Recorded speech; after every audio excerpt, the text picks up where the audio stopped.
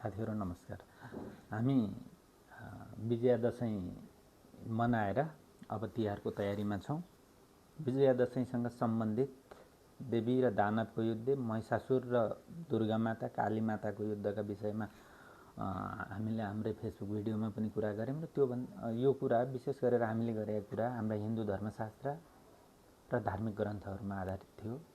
ती अनुसार महिषासुर एउटा दानव थियो, एउटा राक्षस थियो र देवी र अन्य समग्र देवताहरू चाहिँ ती देवता थिए, देवत्व प्राप्त व्यक्तिहरू थिए। ती मान्छे थिएन।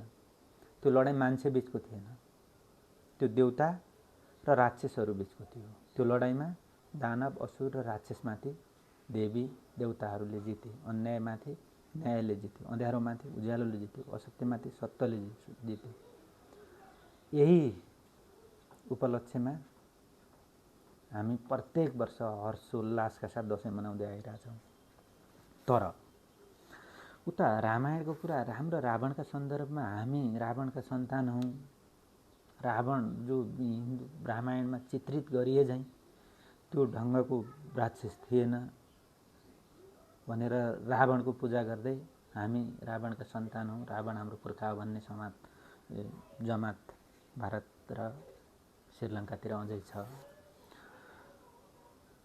र आज कुरा गर्दैछौं हामी महिषासुरका सन्दर्भमा। हामीले भन्यौं महिषासुर राक्षस थियो, दानव थियो, असुर थियो। तर महिषासुर दानव थिएन। महिषासुर चाहिँ एउटा मान्छे थियो। भारतको झारखण्डतिर तिनको, कर्नाटकतिर तिनको राज्य थियो भन्ने छ। अनि ऊ असुर थियो, महान योद्धा थियो, लडाकु थियो। उसले त्यहाँ भनिएका देवताहरूमाथि पनि विजय प्राप्त गरिसकेका थियो।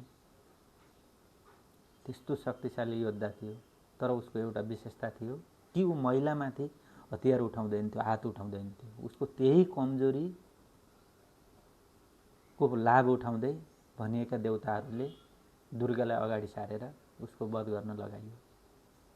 र महिषासुरको वध, महिषासुरको अन्त्य अन्यायपूर्ण छ। महिषासुर हाम्रो पुर्खा थियो। त्यो हाम्रा पुर्खा माथि अन्यायपूर्ण, छलपूर्ण ढंगले हत्या गरियो भन्ने मान्ने जमात महिषासुरका सन्तानहरू अझै पनि मान्छन्। हामीले महिषासुरलाई यो राक्षस हो, दानव हो भनेर हर्षोल्लासका साथ दशैं मनाइराख्दा एकपटक महिषासुरका सन्तानहरूलाई कस्तो पर्दो होला यसो सोच्दाखेरि भारतको झारखण्डमा अहिले पनि महिषासुरको पूजा गरेर तिनीहरू दशैं मान्छन्। दुर्गाको पूजा र स्तुति गरेर होइन, महिषासुरको पूजा गरेर, महिषासुरको शहादत दिवस मनाएर महिषासुरलाई जननायकका रूपमा मान्छन्। विज्ञान र प्रविधिमा त्यो बेला तिनीहरू धातुका हतियार बनाउँथे हाम्रा पुर्खा भन्ने छ। पश्चिम बंगालका केही गाउँमा पनि महिषासुरको पूजा गरिन्छ। यो धेरै पहिलेदेखि त होइन, 2011 देखि महिषासुरको पूजा गर्न सुरु गरेका छन्। भारतको कर्नाटक राज्यको मैसूरमा महिषासुरको प्रतिमा, मूर्ति छ।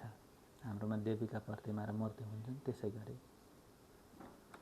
भारतका कुरा छोडौं, नेपालको हुम्लामा महिषासुरको थान छ।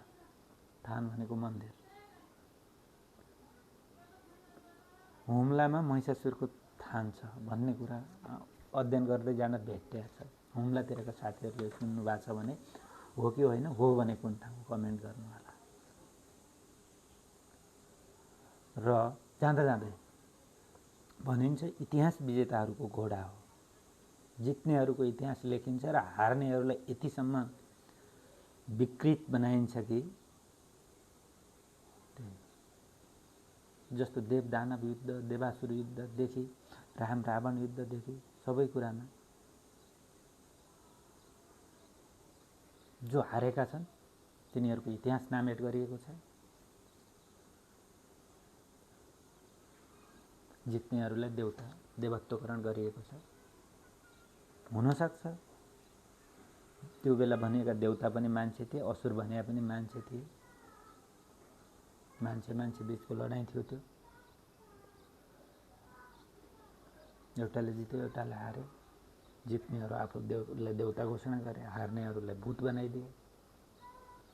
धेरै टाढा नजाउँ, बस्तीको जेएनजी आन्दोलन भन्दा अगाडि ठुल्ठुला नेतासँग निर्धक्क खुसीका साथ, शानका साथ सोसल मिडियामा फोटो सेयर गर्नेहरू आजभोलि त्यो फोटो सेयर गर्दैनन् नि, डराउँछन्, नमजा मान्छन्।